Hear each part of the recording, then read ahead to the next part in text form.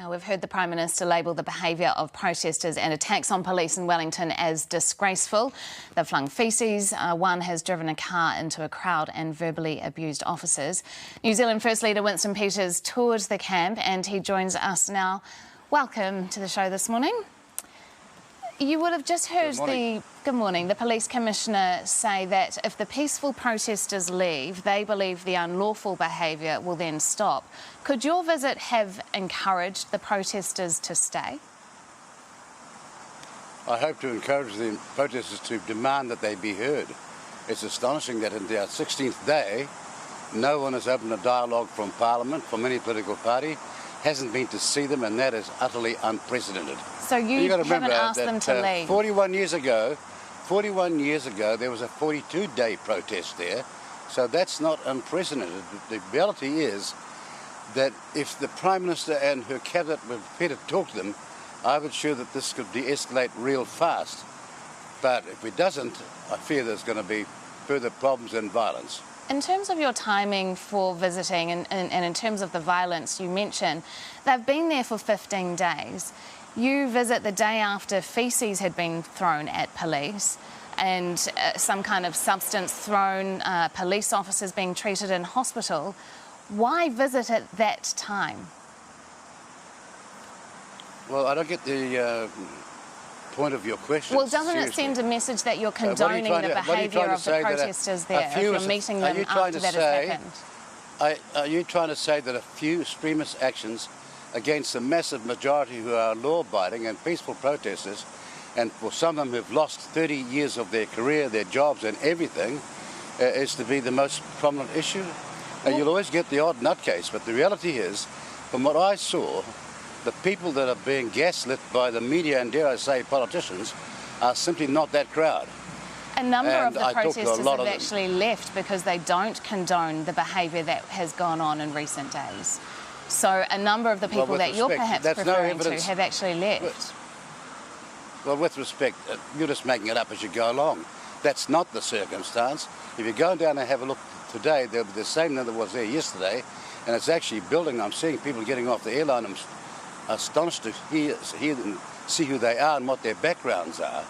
But the reality is that if they'd have been spoken to, if they'd have been listened to, if there'd been some dialogue, then this will not be where it is today. The Prime Minister and it's preposterous. Has you will not find any part in our country's history where the politicians en masse have signed a pact not to talk to protesters. Well, they have put out a cross-party agreement saying that they would talk to them if the unlawful behaviour was to stop. But the Prime Minister has accused Christopher Luxon of dancing dangerously close to sympathy with the protesters. Do you sympathise with them? Well, look, if you want to have an interview with me about yesterday's experience, and it was very enlightening, and people were pleased that I did turn up and showed my face and prepared to listen and hear what they had to say, not spend all my time with the media trying to get some publicity, but to talk to them about the true things that are going on and the terrible tragedies that have happened to their lives, and it's writ large right across this country if you care to listen. That's what I'm interested in talking about, not some other statement between politicians, both of whom I can't agree how to treat their people properly. After all, these people might be protesters, but like you and like the rest of New Zealand, they are the masters of the politicians, not the servants. And we need to get that connection right. You didn't wear a mask there yesterday. Can you just explain your reasoning behind that? Well, you know full well that the masks that are being offered these days, unless they're highly surgical masks of a certain scientific and medical content, are a waste of time. But we're living with so many shibboleths and statements today that nobody knows what's going on. Every time you announce on your program, for example, that 2,200 or 2,300 people have just got COVID yesterday, you're repeating a lie, because it's 3 or 4 times that. And it's possibly at the moment we've got 45,000 COVID cases in this country, over 100 in hospital, not much more than 100, and 1 in ICU. If I can come back to the question about the mask though, Mr Peters, you in August 2020 were one of the politicians calling for mandatory use of masks, and in fact when it was brought in said that you'd been calling for that from day one. So have you changed your stance on that?